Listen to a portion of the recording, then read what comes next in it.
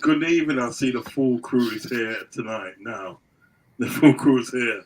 Listen, good evening, and this is the first installment of the Fanz Fiesta show where I bring my friendly fans, even though you see a Man United guy here, you know what I mean, friendly fans, I'll bring them along to have a chat about the teams and so forth. And basically just like have a vibe and that, you know what I mean? So, introducing to hold on, I've got to let him back in again. 1 second. There you go, he's back in. Yeah, introducing Posh Bertie, Arsenal fan. How are you, sir? Yeah, I'm doing good, thank you. Good to be on your channel again, and I'm looking forward to this. Honoured to be a part of the pilot episode of this new series. So yeah, good to be here. Yeah, you're welcome anytime, my friend. You're welcome anytime. And hopefully next time we can get Lee to come along as well. Do you know what I mean? You know, Lee's part of your team, isn't he? Part of the team and that. Very good guy. He's my boss, technically, on the gathering. Yeah, because you got Guna Gathering. A very nice guy, Lee. It's a very nice guy, and yeah, got a lot of respect for him still. So hopefully next time he can make it. Hot Fuzz. How are you doing, sir? After Sunday, I'm doing okay. I'm a little bit sort of in a food coma at the moment. I can't move that much. I've absolutely devastated a solid Texas barbecue Domino's pizza, large size, right? And I'm proud of myself. I am absolutely proud of myself. Shameless with it. It's unhealthy as all hell, but I don't care. It's put a smile on my face. So I'm feeling like my soul has been lit up by some proper unhealthy eating. But at the end of the day, you can't say no to when Domino's offer you 50% off your pizza. So I thought, can't go wrong with that. So yeah, I'm doing swell. Not too sure about my club though. Not too sure about my club. It seems to be all well, as Oregon Gooner Dow in the chat, big ups to him. It's already said 7 hog in. 7 hog. The 7 hogs have already started. Little bastard. But big ups to Dow. And also, of course, big ups to everybody else on the panel. And we'll be looking forward to this show. Cool. Alid, how are you, sir? My friendly Liverpool fan come to support me tonight.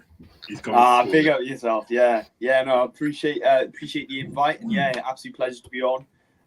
Just looking forward to talking all things football, and make sure you're supporting my boy Uncle Rodz. Yeah, man. You know it goes. Listen, I've got a thing in it. I'm literally supposed to go live on what's it called? No, I don't need to do that. Literally supposed to go live on thing. But in the meantime, John, how are you, sir? My friendly Geordie fan. Oh yeah, big up to Rodz, to G mate, long time no see. Big up to Posh and Fuzz and KT for the first time. Hi to you. And big up to the chat as well. Big up to Martin, Oregon, Nubit and Anthony as well. So yes, great to see you back on again. And it's so fantastic to talk to other football fans as well. And we like to have a community together, you know, just about who you support and whatever sort of thing. But we're all in it together. There's going to be no trolls. There's going to be no jealousy, bitterness as well. YouTube here, as you know, we're all in it together. And you know what, guys? It's great to see you all. Cool. Well said. I couldn't say more better myself. So, shall we get on to the first subject? I'm gonna pick. Who am I picking first? Okay, let's pick this guy first. Let's talk about this guy here. Our good friend gives us a lot of info. Which one is it? Is it this one? No, it's not that one. I will find it. It's got a lot of targets tonight. There you go. I've got more. First. We are coming to this fella first. We are coming to this fella first. Some will call the Dutch beanhead. What a life. But, talk to me, Hot Fuzz. What's going on? What is going on? That is the question, isn't it? What is going on? What is going on with Ten Hag? I mean, the first 2 years, I think we'll probably say that it's been quite easy to get on his case, right? Quite easy, very questionable decisions and how he's managed the squad, his tactics. A lot of people have thrown caution to the wind with, and I think a lot of it's mounted up to a lot of those that are a bit less patient than others, but it's sort of gone into this third season where I think we've had a lot of our questions about the managers, like the integrity of Ten Hag's position at the club has now come into question. I think a lot of the answers have been given. So, yeah, for us, it's a case with Ten Hag.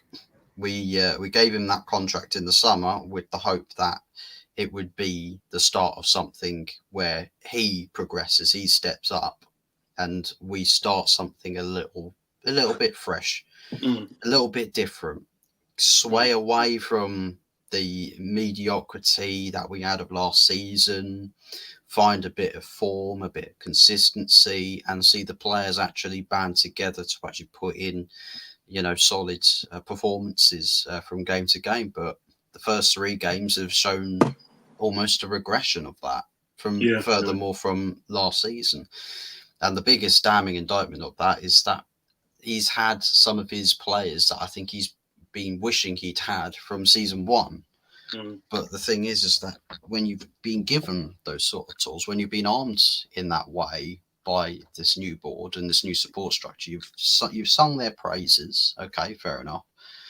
But you've been presented with the option to actually get the best out of them, right? To play from the get-go, fully fit, ready to go. They've all had pre-seasons. Some of them have played games with the previous clubs and come in raring to go. They've had a summer of football as well with the Euros.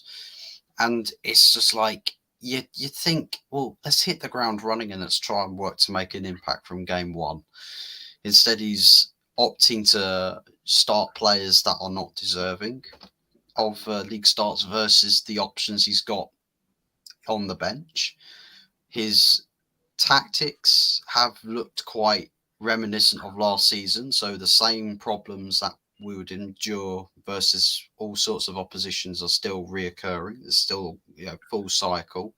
Same space in midfield, getting caught out, one pass to cut out the whole team, cutback passes, easy goals being scored against us, and not really showing that much of a competitive and nature in the team, but also a compatibility in attacking areas in the pitch. And to me, it's like, well, come on, you've had a whole pre-season of preparation to actually sort of, after saying to your board members, to your bosses, your new bosses that have pledged their allegiance and support to you, that what you've seen has not been great, right? But trust in me, put your faith in me, and I will change things so that there's something to believe here, right? There's something to get behind, and we'll work to start improving the performances on the pitch and the situation off the pitch, which I'm sure they'll take care of,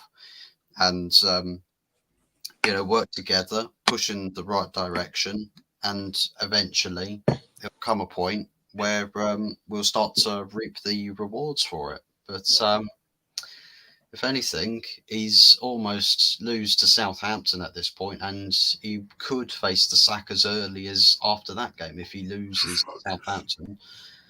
Because, I mean, I keep saying it with the next 4 games, 3 of them are away, but the home game's against Tottenham. Mm-hmm. And you've got some difficult European nights as well. The run of fixtures we got coming up, by standard nature of a Manchester United side, you'd think, well, sure, they'd be expected to win 99% of them. Well, problem is that we're not quite living up to expectation with the great name of Manchester United, and even some of the lesser teams look like really tough opposition for us, especially with the way Ten Hag likes to play. And unfortunately for Ten Hag, he may like to play that way, but none of the fans like to watch it. None of the fans are having a great time. I see people say, "Oh, thank goodness for international breaks." I'm like, what world are you living in? Your country lost the Euros. You want to see the back of international football for a solid half a year, full year to the next tournament. But now they're just like, oh, thank God the international football's given us a break from this. Oh, bloody hell. At least next weekend they can go back to depression settings. Posh Bay, let me ask you a question.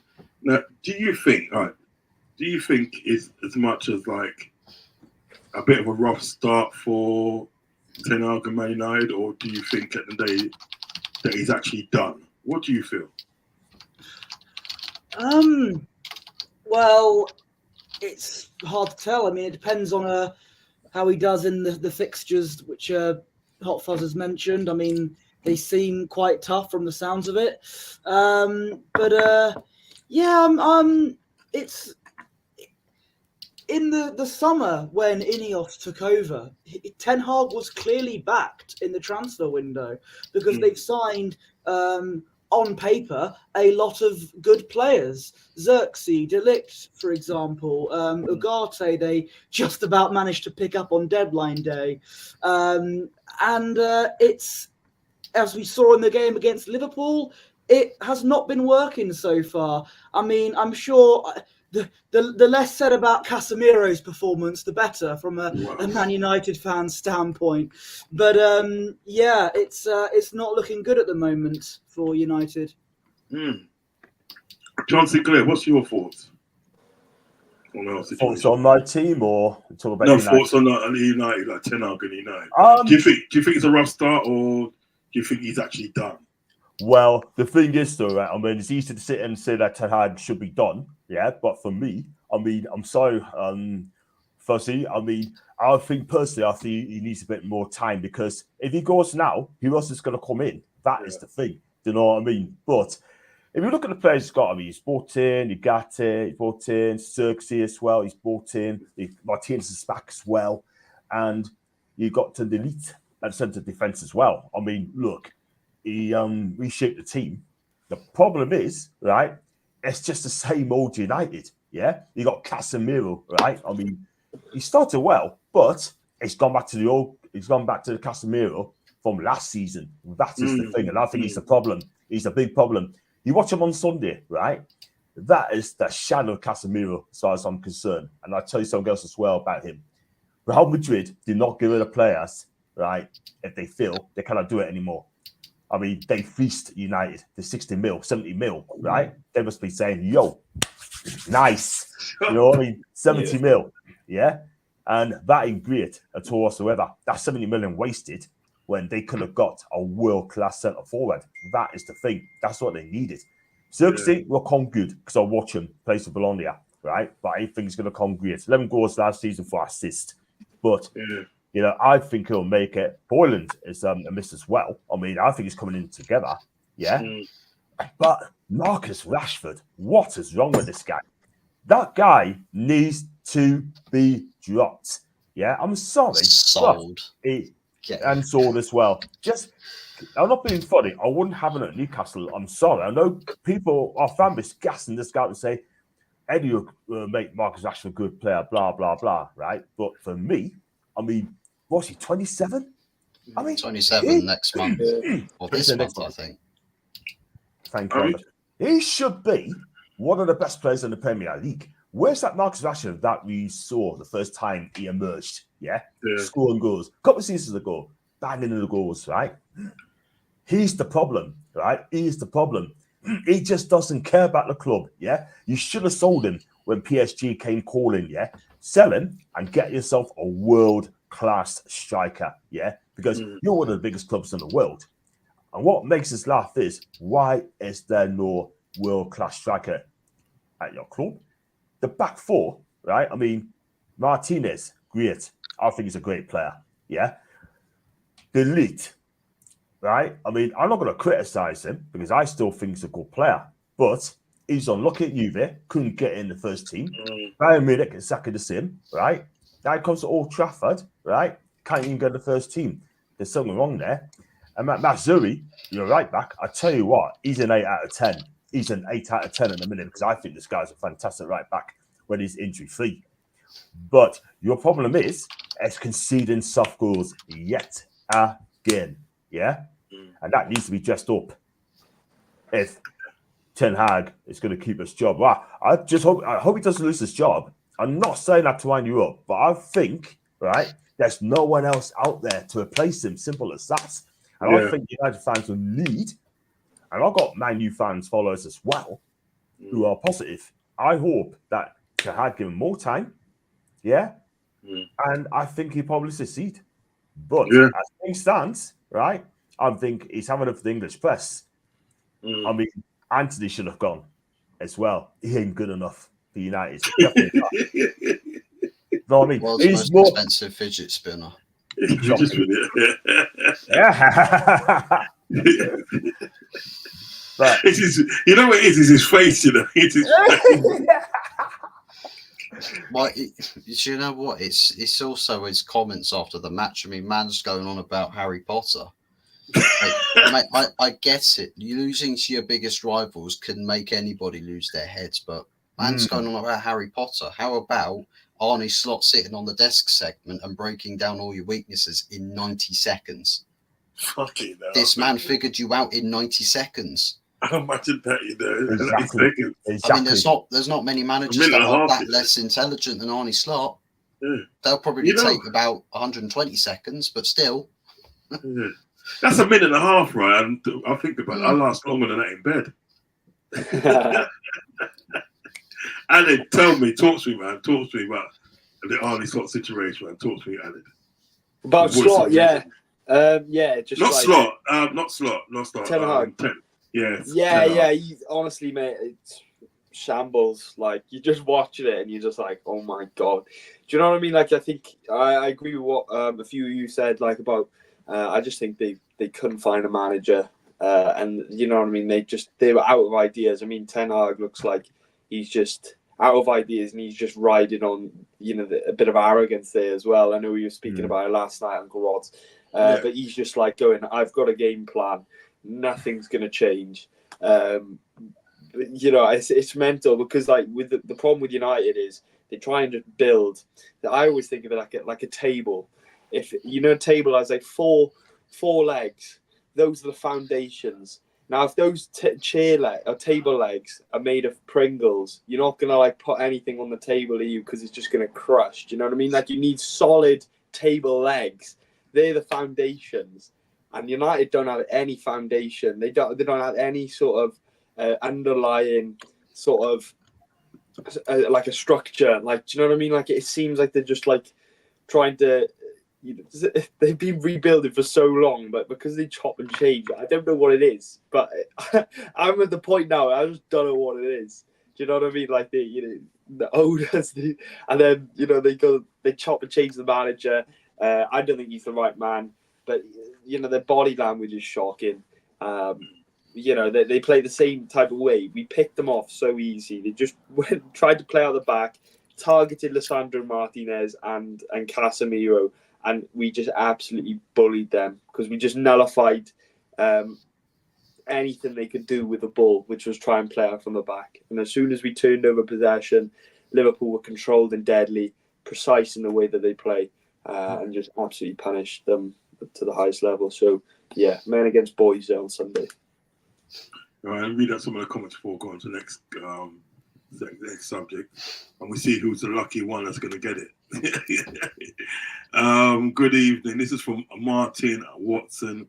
Big up Martin Watson. Make sure you hit the like button and also subscribe to each and everybody's channel. Not just mine. Each and every channel's got a channel.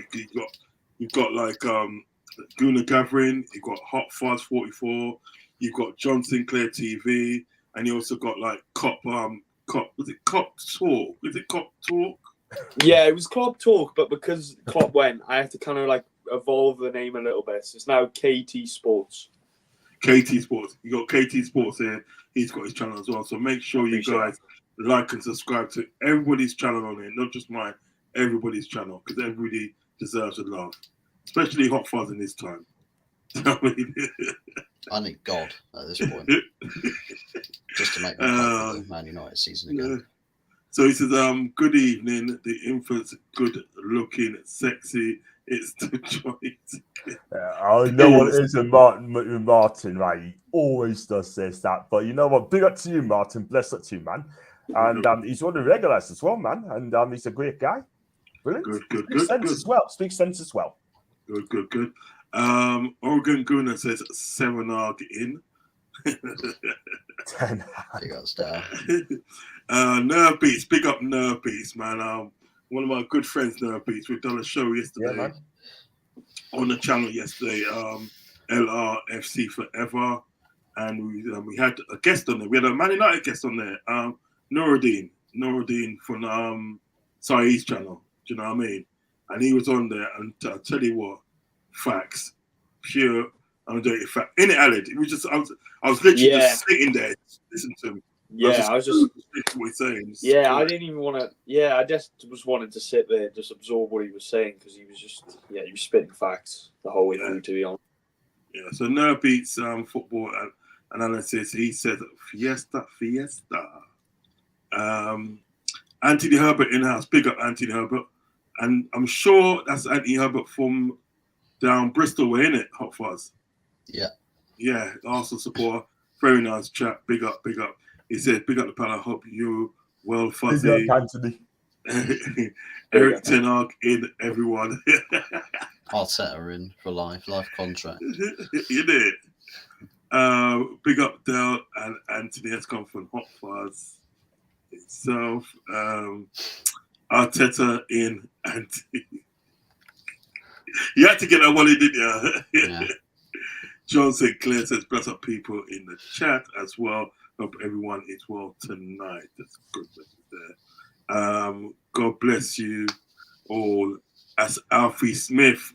Alfie Smith, if you're new around there, please hit the like button and the subscribe button on everybody's channel in the chat. Okay, everybody's channel. Make sure you hit the like and subscribe. Okay. My next subject is going to be, let's see. I'm just gonna pick randomly. Let's talk about this guy. Let's talk about this. Let's talk about it. I know Posh Bertie will have something to say. Oh, it's my turn. Yeah, it's you. I know you have something to say about it. Listen, so they had a game weekend just gone, and it was Arsenal versus Brighton, because Arsenal was the home team. Arsenal versus Brighton, and basically it finished 1-1. Now there was a few contentious sort of like decisions in that game.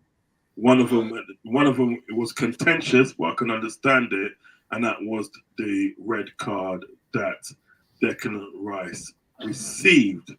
So, Posh Bertie, I'd like to get your thoughts on the game and also, obviously the red card. So we talked about this on a Gooner Gathering. We had a Brighton fan on our channel a few days ago, Joe from the Albion Obsessed podcast. So, yeah, cheap plug for our channel, and subscribe to him as well. Yeah. So I know that when I first saw this live, I was going, what on earth is going on here? But I know that there are these new rules in football. Arguably, they're probably quite stupid rules, but they're rules nonetheless. And a lot of our fans are going, oh, it wasn't a red card. It wasn't a red card. And they're right. It was a yellow card he got. They forget that Declan Rice was on a second yellow. So perhaps if he didn't make that clumsy tackle in the first half, then maybe he'd have avoided getting sent off and it would have been less drama. And on that clumsy tackle in the first half, it was a good job the studs weren't showing, because he would have got a straight red for that. Obviously, when you're down to 10 men, it's going to be a disadvantage for us. But the disadvantage definitely showed, because we got absolutely, I think bullied is the word I was looking for, by Brighton there for the majority of the second half. They deserved the equaliser. We had a couple of chances as well, but the lack of a striker showed. If only we had a 3-month window to sign one, eh? But anyway, what was I going to say? Yeah, I also my problem with the Declan Rice situation is the consistency issue. Yeah. Because João Pedro also kicked the ball a lot more obvious than Declan Rice did, and he got away with it. Now, why didn't he get a yellow card? I don't know. So it would have been fair if João Pedro got a yellow card for that as well. But but this decision was not the sole reason why we dropped points. I'm sick and tired of Arsenal fans blaming the ref every time we drop points as a scapegoat. They seem to be a bit too scared to hold the players accountable for dropping points. For the second half, for the equaliser, I think Gabriel and Ben White should have done better to stop both Minter and João Pedro. That's not Chris Kavanagh's fault, right? That's the fault of the players there. And Martin Odegaard, in my opinion, had undoubtedly had his worst game in an Arsenal shirt, in my opinion. He picked up a knock in the first half, and that's what caused him to play a bit badly. Why didn't he come off? Well, probably because we've got absolutely no depth in that position whatsoever. And this is why I am not entirely pleased at Arsenal's transfer window. We have a lack of midfield and attack because, we signed Marino, but he's now out for 2 months. Cheers, Gabriel. Breaking his shoulder in training. If Declan Rice, of course, is going to be out for the North London derby, which is a huge disadvantage for us. So we've got hardly any depth in midfield and attack. And Raheem Sterling as a backup for Saka, okay, fine. But I just don't like how we signed these Chelsea cast-offs. This is the 5th time in 6 seasons we've signed a hand-me-down from Chelsea. It's getting a bit annoying now. Was the Rice second offence a yellow card, says Steve. If he broke those new rules that are happening, then yes, he should have got a booking. But he had a second yellow, and therefore he got sent off. So you can't help that. But it's frustrating. But our next 3 away games, by the way, Tottenham away, Atalanta away in the Champions League, and Man City away. One of those games without Declan Rice. Atalanta are no pushovers as well. They've won the Europa League, so going to their ground is going to be very tough. And of course, Man City are Man City. If we lose those 2 games, or even drop points at all in those 2 games, then it's going to be a huge uphill battle for us. That's my take on Arsenal so far. Hot Fuzz, what's your take? Declan Rice, disciplina. I don't know what he was thinking with knowing in that situation where you've just committed a foul, knowing you're on a yellow card, right? So you've already caught the referee's attention. It's not like where it's an open play where the play just stops and then a player after the whistle kicks the ball and everyone's going, oh, what's going on? The referee only just sort of turns around and is like, oh, the ball's over there now. Just try and get the ball back and let's get play on with. I think the fact that he's drawn attention to himself there and then interrupted with the restarting of the game, because by which point people will say, well, why didn't Veltman get a yellow card for kicking Declan Rice? If he got a yellow card for kicking Declan Rice, that kind of defeats the whole object as to why Declan got a second yellow, because Declan wouldn't have been booked at all. They would have just said, well, Veltman, come on, you've just kicked a player here, have a card, have a caution for that. Instead, Declan, where wisely he could have just ignored the play and gone back into position, because from a free kick from a standpoint from a free kick for Brighton, you're in the you're in a defensive scenario, so your manager wants you back in position. What is he going to do? Oh well, I can tell he's running up to take it quick. So let me just kick the ball out of the way. Ow, no, I've been kicked. Oh no, woe is me, referee, woe is me. What were you expecting to happen? It's like stepping out in front of a moving bus and complaining when you wake up in the emergency room because, well, it hurt. And why did the bus driver hit me? Because you stepped out into the road in front of it, you twerp. That's what happens when you put yourself there. Yeah. So for me, as far as the letter of the law goes, second yellow, justified decision in that sense, but can also understand the frustration with the consistency standpoint, because the most consistent thing about referees in Premier League, not just this season, but last season, season before that, and season before that, is that they don't like to keep things the same from week to week. So consistently inconsistent is how I say it. Exactly. So what would be a yellow card for Declan this week, you could watch the same thing happen again next week, no card. Yeah. It's like Declan Rice gets a second yellow and gets sent off for interrupting with kicking the ball away just before the free kick's been taken.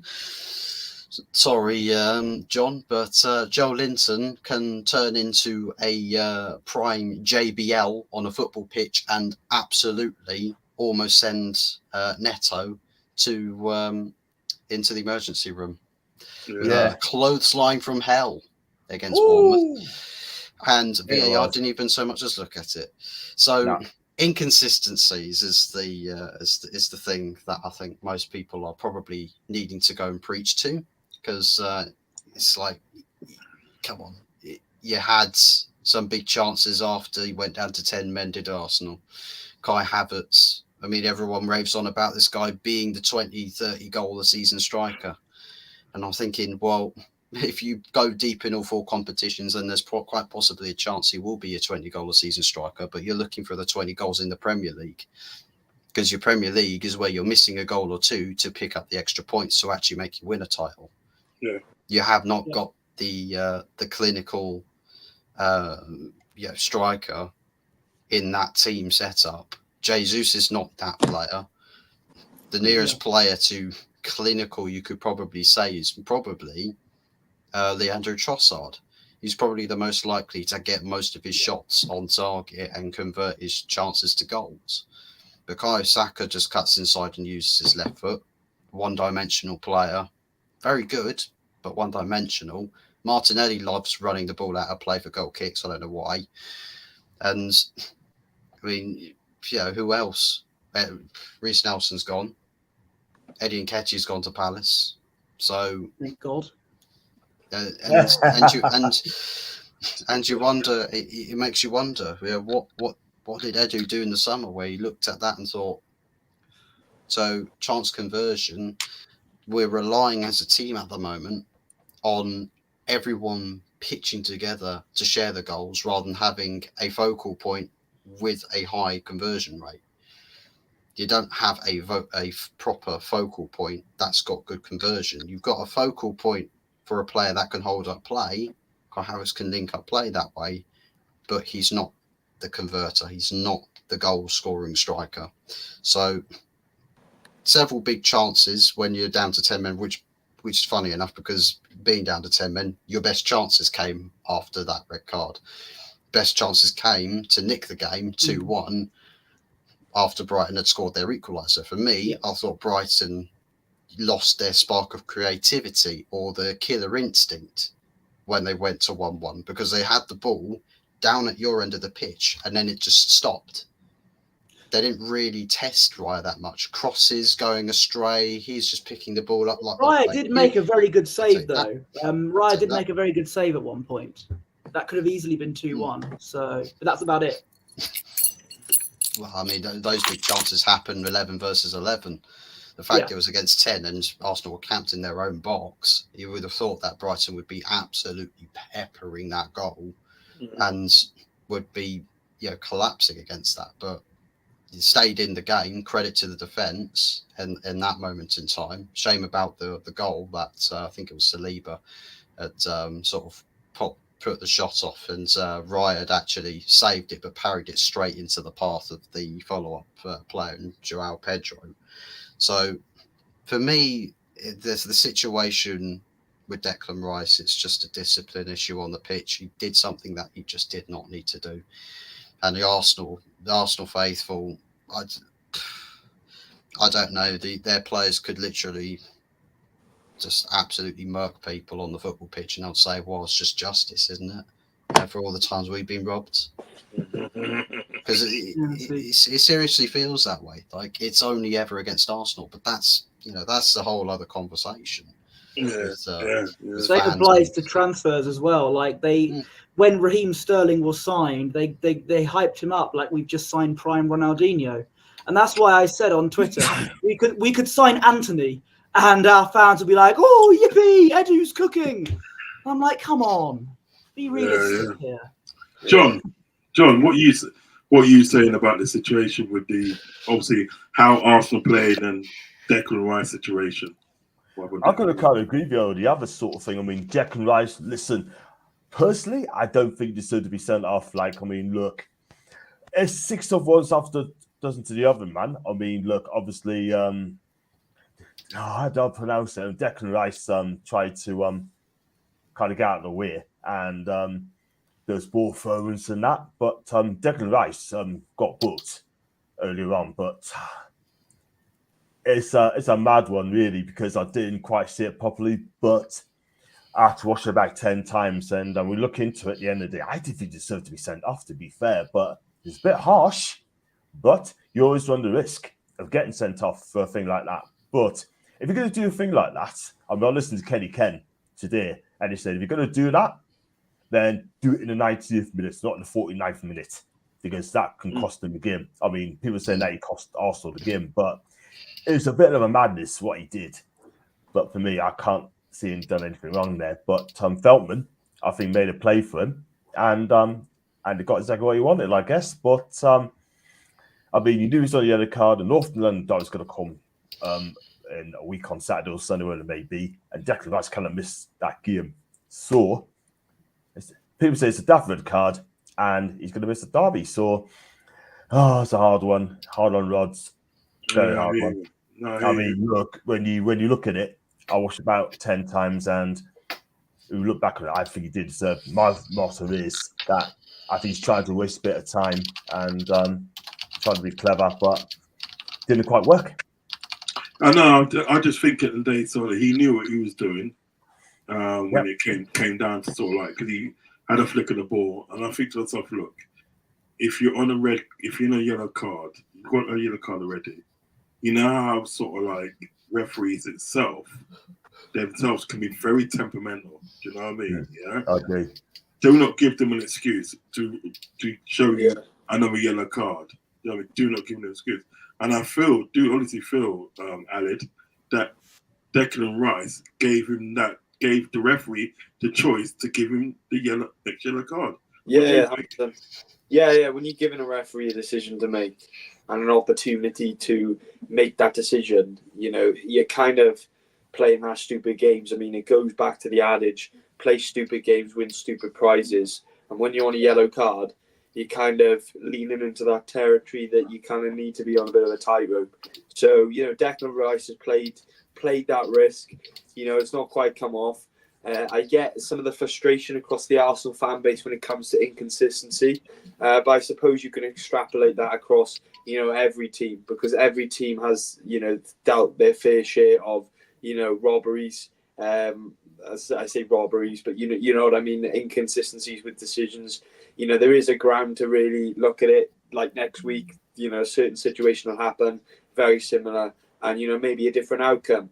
That's ultimately how the game has gone. Is it right? Absolutely not.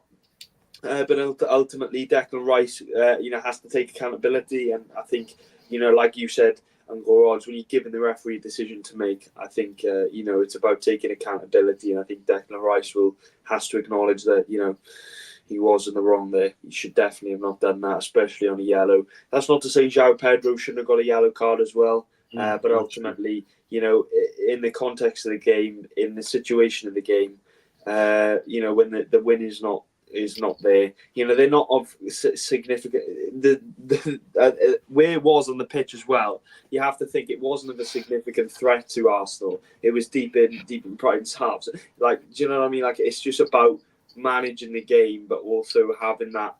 He didn't need to do that, so it's on Declan Rice, and he has to, take responsibility for that. Yes, he has to own it, because that's the first thing I thought straight away. You don't need to do that. You literally don't need to do that. Ravi's got a question here, and we'll go to Ravi's question. Excuse me, sorry. It's a question for all the panel. Where is the Prem currently failing when you watch games? I will come to John first. Question. Is it failing? Yeah, failing. Yeah.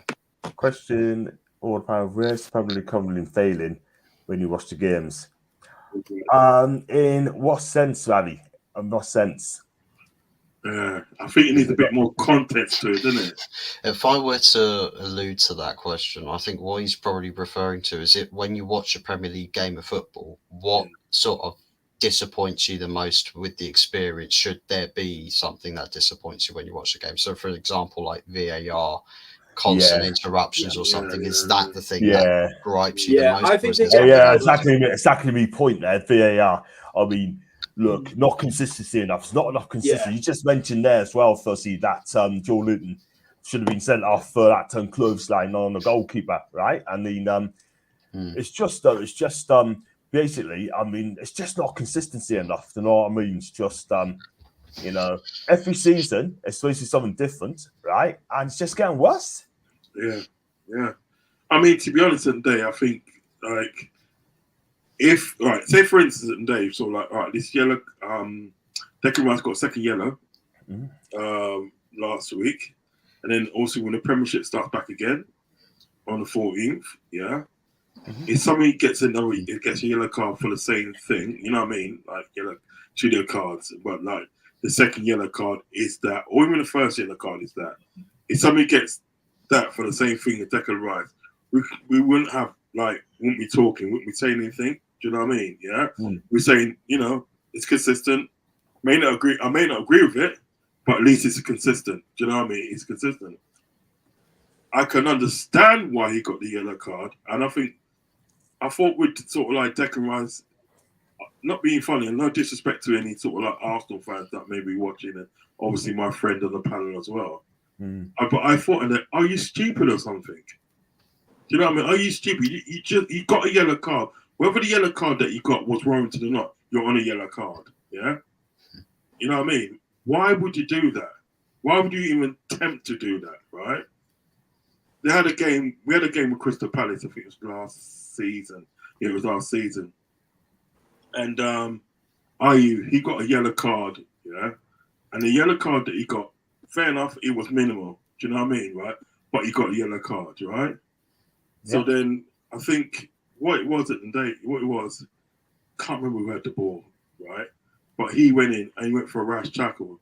Now, it was a sort of tackle, right? If you don't get it right, you're getting a yellow card. Do you know what I mean? You have to get it precise, right?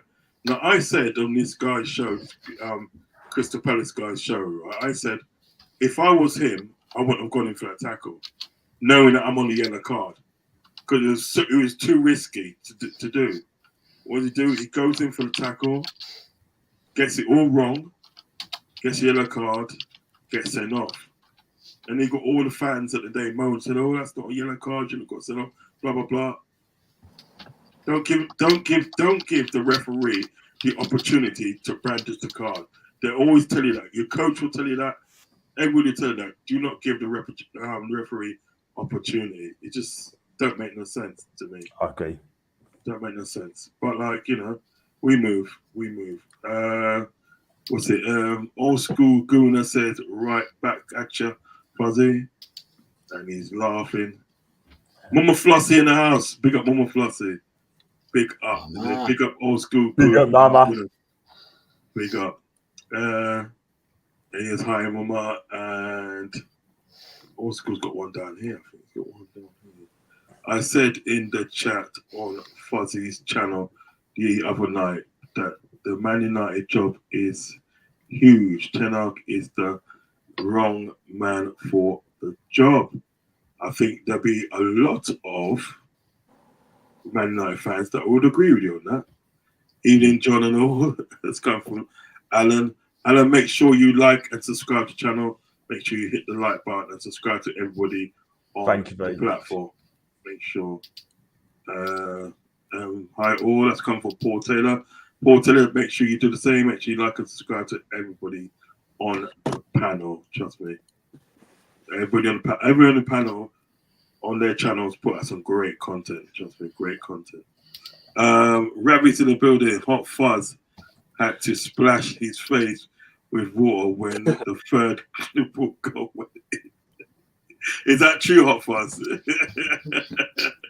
I went and put my head under water in the bath and held myself there. John Sinclair says, "Bless up to Anthony. Bless up."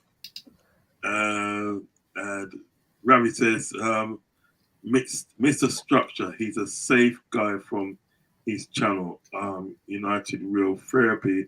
Been watching him since the COVID days." Good. There are some good channels out there. I'm not going to lie to you. There are some really good channels out there. Steve, you never walk alone. It's in the house. He said, "Let's go, champs." Big up, Steve. Villa, yes, Villa. Villa says, "Bless up everyone. You all support the wrong team." Well, as I remember, I supported the winners 2 weeks ago. That's a matter of opinion, Villa. It's a matter of opinion. But make sure you like and subscribe to everybody on this channel, yeah? Make sure you like and subscribe. I have put some channels in here.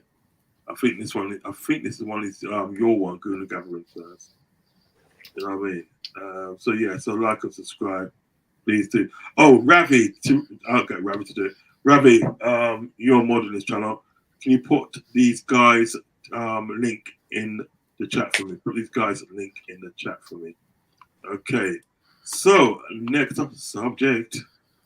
Let's go on to the next subject. Stop that one there.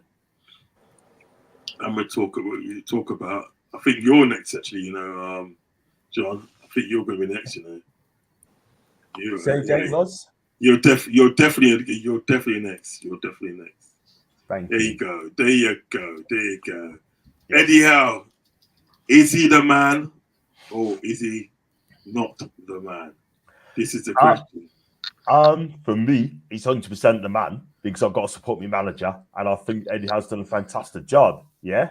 And what I've noticed in this season, and I know people in the chat who regularly watch my channel, right? I don't think he's happy. If I'm honest with you, and I'll tell you for why. Because when Dan Ashworth left Newcastle to go to Man U, right? Eddie Howe thinking, you know what? I'm doing this sport director.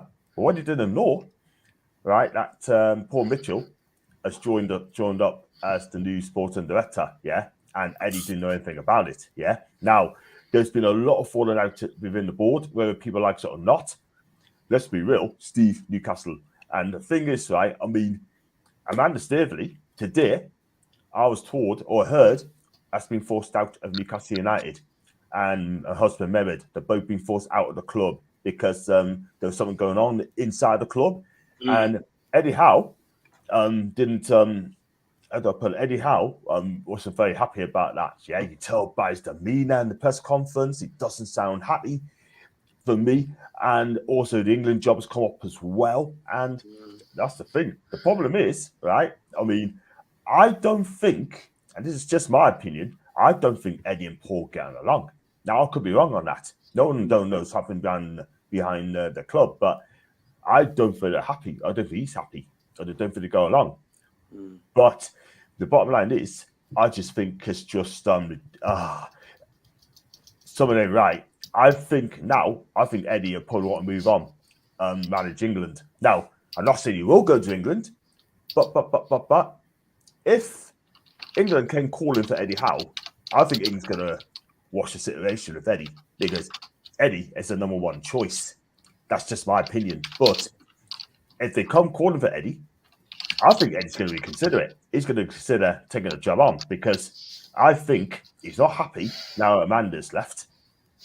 I love Eddie. I want him to succeed. I want this man to succeed because they just love playing for the guy. Do you know what I mean? He improves players, yeah?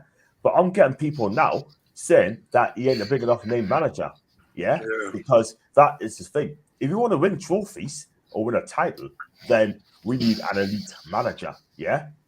And that led me to say, I want Eddie to be sacked. Eddie is here. I've got to go with Matt Flossie as well. He's our manager. We've got to support the guy, yeah, because he plays great football. But at the same time, I want to win titles. I want to win trophies, yeah. We haven't won a title since 1927. We haven't won a domestic trophy 55, yeah. And we haven't won. And we last won a trophy, the first cup, in 69. Before 69. 97 years. 97 years, bro. 97 years. We've not won a trophy, the title, since 1927. 97, yeah? Yeah? And our fan base just can't remember that. They don't want to talk about that. They're saying top four, yeah? Flip me a trophy, yeah? That's what we need. If Eddie wins the trophy, then this guy is going to be an absolute ledge. at Newcastle United. They've been a statue of this guy. Yeah, let's be real about it. But the players we've got, we need to improve the players. Yeah. Now, Paul Mitchell's come in and he said that he said that he took a step back when he joined 7 weeks ago, and also he said that the transfer policy is not good at the minute, and we're not very good at selling players. Yeah, we still got players like Miguel Miron. We still got 36. Miggy. Yeah? We still got Callum Wilson to a degree, right? We still got Matt Targets on 100k a week. We still got some of the players that are not good enough at that football club, yeah. But when Paul Mitchell will come in, and he's going to check it out. He's going to come and say, right, you know what? Yo, these players are not good enough. I want them gone. Miggy, gone. Sean Longstaff, gone. Yeah. Jacob Murphy, I love him, right? Squad player at best. Yeah. You look at the players, yeah. I mean, Dan Burn, I love Dan Burn, right? He's on the wrong side of 30. Fabian Shah, love him to death. Wrong side of 30. Jamal Lascelles, wrong side of 30, yeah. We got defenders who are wrong side of 30, yeah. The midfield is fine. We need to get rid of 36, yeah, no matter what. And if you look at Edmund Kraft, again, he's 30 now, yeah. I think he's really good. He's proved himself, proved me wrong. But some of the players are just not good enough at Newcastle. And we're going to need to freshen the team, because at the minute it's gone a little bit stale at the minute. But if you want to improve, I'm going to be like, as an Arsenal fan, we need to get the best players coming in and start winning trophies.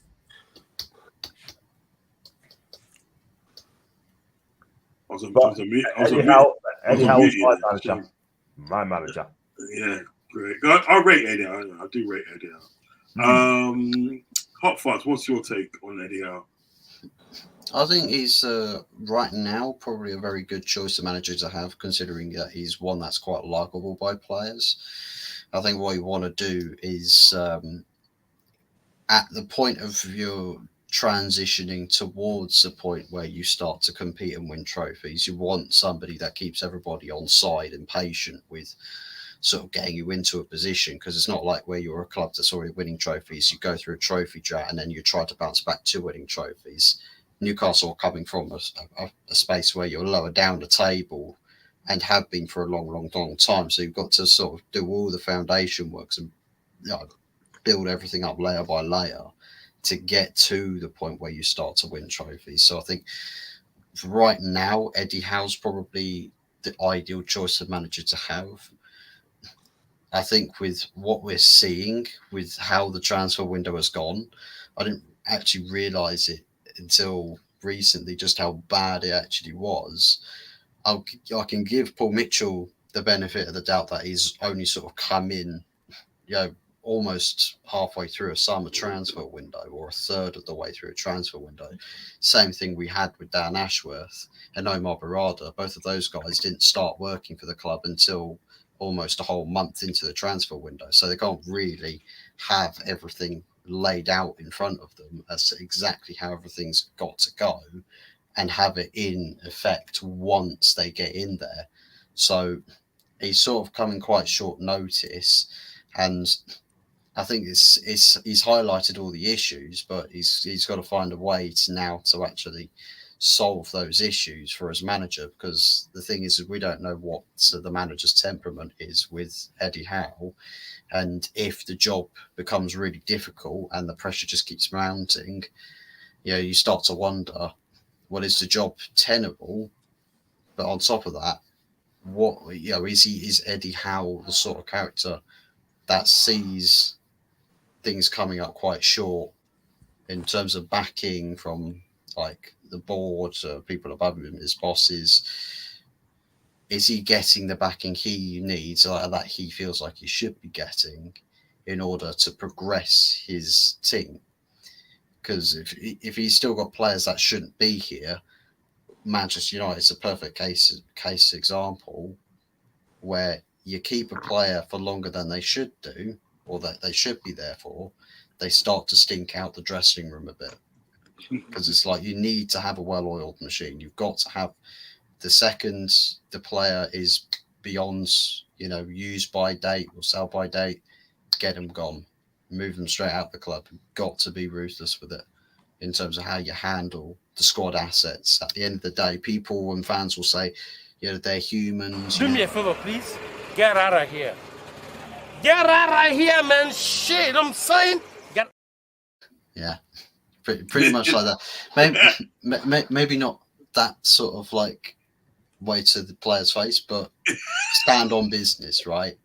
Stand on business. Like it's an elite level club, Newcastle. Yeah, it's an elite institution, and you've got Saudi Arabian, influence there. Their interest with owning Newcastle is to be successful. So it has to be the sole focus of the board that you're doing everything in your power to push the club in the right direction. And it just feels like with this summer, it's highlighted a couple of issues with the club at the moment where it's stagnating a little bit on its journey going in the right direction. It's slowed down a fair bit. It's encountering problems that it needs to solve. And I think with Paul Mitchell, given that he gets to plan everything out with some time on his side, I think he can put together quite a strong transfer window, but he's got to have the planning and then the backing to actually do what he needs to do to pull everything together and progress Newcastle forwards. Cool. Let me get through some of these chat because it's mounting up. Mama Flossie in the building. Big up Mama Flossie. He's our manager and we must support him. We might not like some of his stuff, the stuff he does, but we support him. I think she's talking about Eddie Howe, isn't it? She wants to talk about Eddie Howe. Is Mama Flossie a Newcastle supporter? Yeah, she is. She's a Newcastle fan, and she's an avid Newcastle fan. Okay, yeah. So big up to you. Scaly Spurs Talk. Big up Scaly Spurs Talk. He says, big up John and Apollo. Make sure you hit the like and subscribe on this channel. Big up Harry. Yeah, I tell you what, do follow Harry's channel, Scarfy Spurs Talk. This guy, talented, 16 years old, and I tell you what, he is so cool. Cool. Well, listen, make sure you hit the like button on all our channels, especially mine, and subscribe if you have not subscribed. Okay, subscribe to the channel, and maybe one time we might get you on one day. Never know, we might get you on. Lawrence Watkins says, "Afternoon from Lexington, Kentucky." Rascal. Wow. Corey, big up, Fuzzy. After this one here, make sure you hit the like and subscribe on my channel, please. Like and subscribe on my channel and everybody else's channel, please. Steve is here. He says, Johnson Care, Amanda and her husband left Newcastle weeks ago. Yeah, they did. But what happened is today, according to reports, Amanda was forced out of the club. Oh, okay. She wants to buy Liverpool, you know that? I tell you what she does, then I tell you what, that would strengthen your football club, mate. I'm telling you, that would strengthen your club. And I'll tell you what, if she does, she would do absolutely fantastic things. But will your owner sell the club? No. I can't see it. Can't see it. Sideline says, big up Rodz and the panel. Big up to you, Sideline Football Show. Let's see, big up. Big up Lawrence. Hope you're all is well. Fuzz, good mate, and hope so with you. Okay, there were some questions up here. There were some questions. One from Ravi. Question for Hall. How does teams keep relatively fresh throughout the long season? Anybody can take that one. Yeah, I just think constant rotation, maybe not too much, because that would probably affect form when you're making too many changes. It's just game management, I think. You've got 5 subs now, and that obviously I think accommodates larger squads. But it's really a case of it's very dependent on the style of play, but it's also dependent on the squad size, how often the manager rotates, and I just think it's timing of substitutions as well. If you're making substitutions at the start of the game, do you know what I mean? Like if you're changing players at the start of the game, so say if we're playing on a Tuesday, we played on Saturday, the coach has made like 6 changes. You're going to lose your rhythm. It's going to affect your form. You're not going to be as sharp. You might be physically fitter, but I think like it'll definitely play a factor on form. So I think like finding that right balance is key to kind of sustaining that efficient way whilst also trying to stay consistent with regards to form as well. So that's how I think the teams try and manage it. Okay. Or should try and manage it. Cool. Anybody else want to jump in? Oh, I guess not. So let's go on to the last subject. Okay, the last subject. And let's see who we're picking now. We stop now. Let's see who we're picking. This last subject. I think it's going to be this lucky chap here. The scourge of Old Trafford. They've had to call it Mo Trafford now. They call it Mo Trafford. Mo Salah Aquarium, you mean, with all the leaky roof jokes. So I want to come to Alan first. Listen, That's too good, Alan, by the way. Well said, Alan. He's absolutely right. I mean, look. Premiership falling on VAR refs. Yeah. PSR, and also PSR as well, because I tell you what, that needs to be scrapped. Seriously, man. Yeah. Oh yeah. Yeah. Right.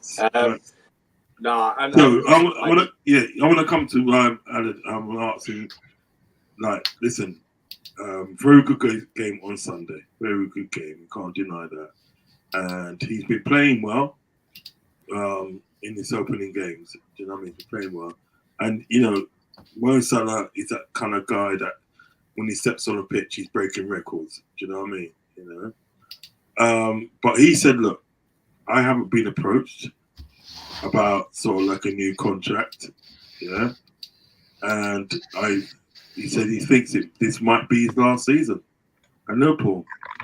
So I want to get your thoughts on the situation, Ali. Yeah, I think it's a smart move from Salah. I think, you know, when you're dropping a performance like that, you're kind of given a platform really to kind of make a bit of a statement to the owners. Look, Salah's also got a wider incentive as well. He didn't quite play so well towards the back end of last season. You know, he kind of picked up an injury in the African Cup of Nations, couldn't quite re-establish that same form. And I think when we talk of Salah, we talk about his availability and how often and durable he is throughout the course of the season. He's very rarely injured. So it was definitely a little bit of a, not a red flag, but a definite eyebrow raiser. But no, he started the season very, very well. On the weekend, I think he put out, an incredible statement in one of the biggest games. You can really do that. Irrespective of form, you still got to turn up, and Salah was toying on that right-hand side. But I think the way he's kind of adapted his game now, he's a lot more inverted. I think, as a team and as a collective, you've got to evolve as time goes on, because if you give teams a blueprint on how to beat you, they're just going to, try and follow that up and try and, spoil the party. But this is what Liverpool were doing. Same sort of thing with Diaz. Playing very much inverted and, cutting the space between the full-back and the centre-half, really causing that problem down that far side. So, Salah was incredible on the weekend, and I just hope he can kind of continue the form now. I think, obviously, I think there will definitely be some sort... The club have to offer him a contract. The club have to, but pretty much he's a player that delivers season in, season out. And I think for a player of his asset, of his contribution, you need to kind of give that contract offer at least. He said the club haven't approached him. I expect an offer to be placed. But I just hope he can kind of continue this form. I know, obviously, a lot of people are making a lot of his performance, and rightfully so. I just hope that as well, when I'm looking at it from a point of view, there's a bit of an international break. I'm kind of glad to a certain extent, because a lot of people have bigged up the likes of Salah, Gravenberch, Diaz, and I'm thinking, well, let's just give these players the credit, rightfully so, but let's not get too carried away, because give them an opportunity to just reset a little bit, come back and just pick up from where you left off. But what a start, and what a start as a team, but what a start from this man. So what Hot Fuzz, what do you think about the Mo Salah contract and stuff, and this and that? And I know you'd be glad to see the back room, but put your football head on and give me your opinion. With Mohamed Salah, I'll probably say it's a damning statement to make, but it's sort of like you think about Liverpool Football Club and how they operate business with player contracts and how much they pay their players. Mohamed Salah's demands are going to be quite high, and in various aspects justifiably so, but given his age, I think there's not going to be a lot of clubs that would want to pay at this stage this massive amount of money for a player with not that many years before they see a decline. And I think in various aspects, some people may say that there has been a couple of elements of decline in Salah's game, but the thing is that Liverpool's definitely not the sort of club to offer that contract extension. I think if Salah was on 100k a week, they would have it tabled in a heartbeat. They'd say, yeah, here you go, massive extension. We'll keep you here till the end of your career if we have to. Just sign on this dotted line, X percentage amount of pay bonuses and all. But the problem is that Salah's, is he the highest paid player at Liverpool Football Club? At the moment, yeah. So, I mean, you can't really go, if in Liverpool's case, they don't like to spend much money. I mean, it's quite easy to see just how they've done their transfer business. Literally, Federico Chiesa and then a goalkeeper, which they signed, loaned him back to then have him join the permanent next season. Not fantastic from the board side of things. And I think that's probably what it's going to end up being, that Mohamed Salah will leave probably on the free, maybe to Saudi Arabia, but if he's available on the free, there might be quite a few clubs that will go for him. There'll definitely be options for him, I think. 100%. Definitely. John, your thoughts? Thoughts on Salah? Yeah. I think I'll agree with Fuzz as well. I think this guy's been a fantastic servant for Liverpool Football Club. Yeah, I mean, look, when he came to Chelsea, he wasn't quite ready. Then he moved to Italy with Fiorentina and Roma, and then came to Liverpool for around about 38 million quid, which is quite cheap for a talented player in Mo Salah. And for me, he deserves another contract, no doubt about it. You know what I mean? Because look, he's a legend. Liverpool loves him. The only concern is though, Chiesa is breathing down his neck, but I still keep more for another season. I don't see why not. I think he'll get the younger players to look up to him as well. And you know what it is? What I like about Mo Salah is professionalism as well. I mean, look, yes, okay, he dives a bit. I can't lie, but honestly, he has been absolutely fantastic. Scores is brilliant, and I love the guy, and I think it'd be well deserving new contract. But there's been rumours that they're going to talk about him. But saying that, if I'm a betting guy, I think he signs his new deal. Yeah, cool. Big up Nick. Make sure you hit the like button and subscribe button to this channel and all other channels. There's a question here question for Posh Bertie. This is a question for Posh Bertie. Thoughts on NLD the North London derby, I think he's Yeah. mentioning. Yeah. Well, obviously we're going to be there without Declan Rice. Now, don't get me wrong, 2 years ago, before we signed Rice and even before we signed Trossard, we managed to beat Spurs 2-0 at their ground, and that's when we had Eddie Nketiah up front. But listen, times have changed from 2 years ago, and it's going to be an uphill battle, I think, especially if Solanke comes back for Tottenham and if Van der Ven is back in time for Tottenham, then I think they've got the advantage. But football's not played on paper, so you can never know what happens. It'll be nice to get one over on the Spuds, even without Declan Rice. So we'll have to wait and see what happens. But yeah, hopefully we don't get any injuries in our midfield and attack because we don't have many. Like I said, our lack of depth will cost us. So yeah, I just hope we can get the win at Hart Lane for the third year in a row. Yeah. So I would definitely like you to shut up someone who's sort of like Spurs fan, like man like Deji. Deji said Deji boy, Deji. You know what? Saying that, I'd love to get Deji on this channel. I'm serious. I'd love to get on this channel. Swear You to know what I God. mean? He almost came on our channel on Guna Gathering, but due to other commitments, he couldn't last minute. So yeah. You know what? Funny enough, Prosperity, he done the same to me. I think there's a pattern here somewhere. There's a pattern. You know what I mean? He's the sort of guy, Yeah. Deji, who would say that Tottenham, he'll give to the Tottenham Talk chest if they'll sat down in 19th place at like game week 30. Yeah, we're And still they'll gonna still say, We're not well, 20th. listen, our team ain't 20th. So as far as I'm concerned, we're still title favourites over you, Yeah. even though we're mathematically impossible to Yeah, innit? get in the title. I still would think we're better than you. He goes, you see my club? You see my club? That's what he says. That's what he goes, See my club. My club. Question for all are Arsenal good enough to win the league with their current structure? I'm going to give this question to John Sinclair. I spoke to someone today, Luca today, that because he rang us up today, and talk about Arsenal, and I've told him that if Arsenal are to win the title, they need a world-class striker, big time. I mean, Havertz done well, right? 29's done well, yeah. Scored 13 goals last season, and he scored a couple of the season already.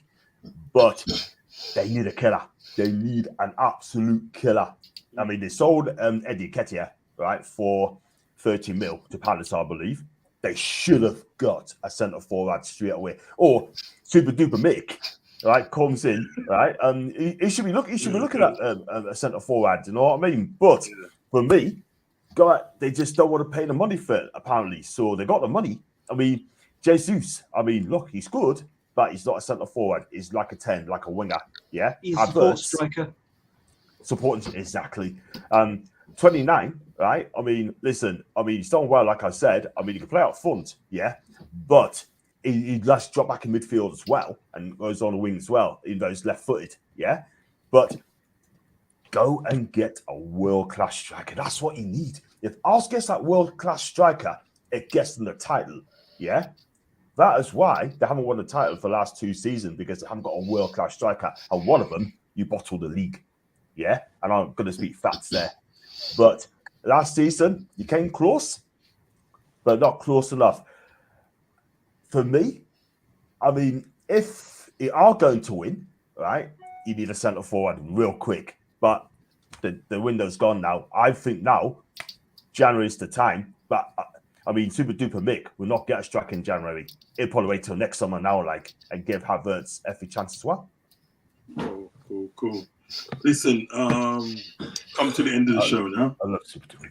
We've come to the end of the show now. And this has been a good first episode. So I'm going to do this all again next week at the same time. So I'll grab you guys up again. And hopefully we might have some more new guests next week as well.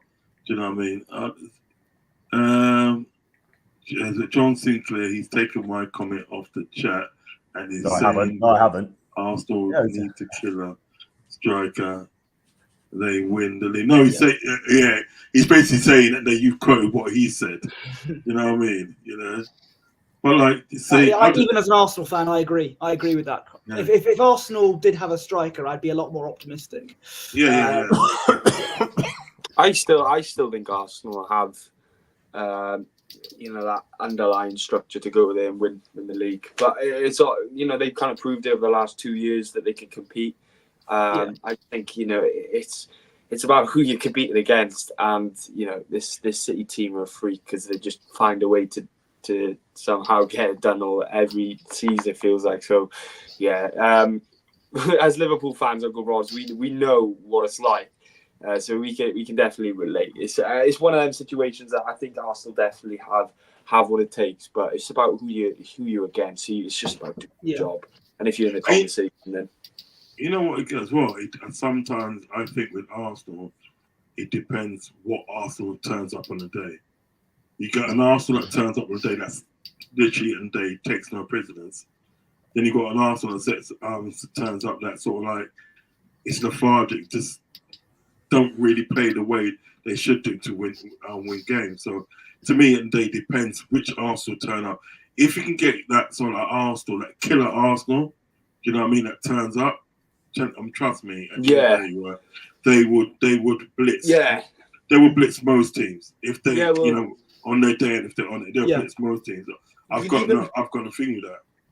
You could even look at the one that we, the Arsenal City game at the Etihad. And then you could even look at the game when you guys played us at the Emirates. Just two contrasting games where you just were taking no prisoners, like you did, clinical, precise, and quite deadly towards the end actually. Whereas that City game, your incentive across the game was slightly different. It was just to stop City scoring. I think we were a bit too cautious in that game. Which I can understand considering it's City, but I think just going back to what Rod said, I think it just alludes to like the whole whatever Arsenal kind of turns up, and if you're on it, then there's very few teams that can kind of combat that, I think so. Steve, I tried to get to all the questions, but we've got to appreciate there's a lot of chat. Do you know what I mean, that I need to get through as well. So sometimes I'll miss some questions, you know what I mean? But hopefully as I go along with this show, we can get all the questions, you know what I mean? All the questions in, do you know what I mean? It's the first one, do you know what I mean? So, it's just that there's a lot of questions that's come in, you know what I mean? Because we got fans from Arsenal, we got Man United here, we got Newcastle there as well, and Liverpool. So there's a lot. There is a lot. But I hear you though still. Right, so that comes to which must say Top was dusty, Then you said as he also says he'll be shaking his bum violently for next weekend. I know. But he needs to pause on that shaking that bum business, because I don't really want to see that. No, but listen, come to the end of the show, and thank you guys for coming on. As I say, same again next week. I'll sending out the thumbnail in the week and that. So, guys, if you can send me a picture of yourselves, I can put it in the thumbnail, and then people will obviously know who's on the show and stuff. Do you know what I mean? So we'll get to that next week. Posh Bertie, let everybody know where they can find you and what you got coming up next, my friend. You can follow me on Twitter or X at Posh Bertie, Instagram at Bertie Wanless, and I run Gooner Gathering's Instagram account, which is of course at Gooner Gathering, and you can find me on the Gooner Gathering YouTube channel with the founding father Lee Meadows as well. Do not follow me in real life because that's a bit creepy.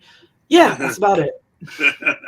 Listen, guys, make sure you go over and like and subscribe to Gooner Gathering. These guys are good guys. They do some good content over there, and they're really, really nice guys. So please go over there and follow these guys. Hit a like. Same to you as well. No problem. Listen, your family. You've got no problem. Hot Fuzz, thank you for joining me this evening. The voice of reasoning, I always say, the voice of reasoning. please tell everyone where they can find you and what you got coming up next month. So you can find me on Hotverse 44 OG, where I've also been streaming from that location. If you were watching from my end, then you can find the links to most people in the channel. I'll probably need to add KT Sports channel link into the channel description. They're all hyperlinked as well, so it's a mere click away to get to the channel pages, and be able to subscribe to everybody that features on the panel. Always a pleasure to be invited on.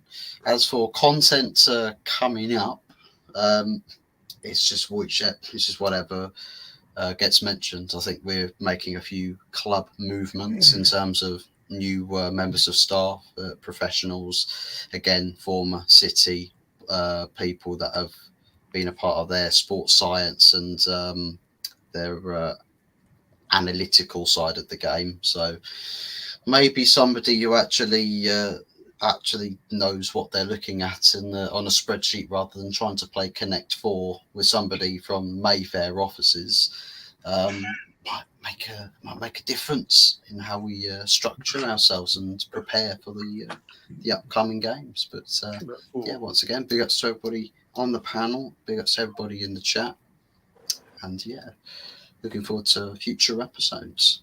Cool. John Sinclair, my fellow brother. Do you know what I mean? From another mother. Do you know what I mean? Please tell everybody where they can find you, and also tell them what you got coming up next, my friend. Okay, thank you so much. I'm going to sign your channel, and Rods. It's been absolutely fantastic. And big up in the chat as well. You've been absolutely blessed up as well. Thank you so much. I'm hoping to do a channel over the weekend. I'm not sure what I'm going to do yet, but it could be a Newcastle chat. So keep your eyes peeled for that. And I'm also doing the podcast show one day next week, which is going to be done. I'm hoping to get a journalist on next Wednesday at 8 o'clock. That could be a live or recorded in Lee Ryder. So I'm going to try and get him on. Should have done it yesterday, but unfortunately he's so busy. So get him on next week. So if you do subscribe to John Sinclair TV, which is just down there, guys, it's free. And I'm on the road for 19,100 subs. If you're new to the channel, if you haven't met us before, please smash the subscribe button, please. It is so free. And also like and subscribe to this podcast tonight, guys. Okay.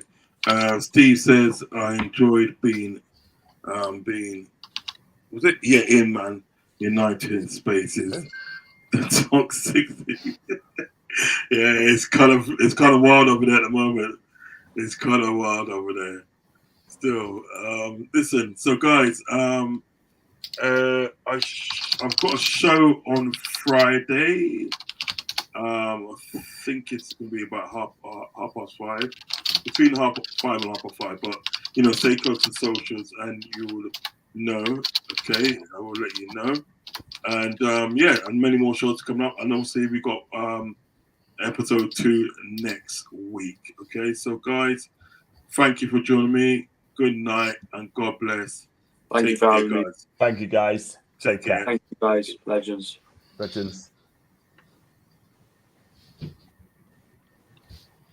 Oh, set her out.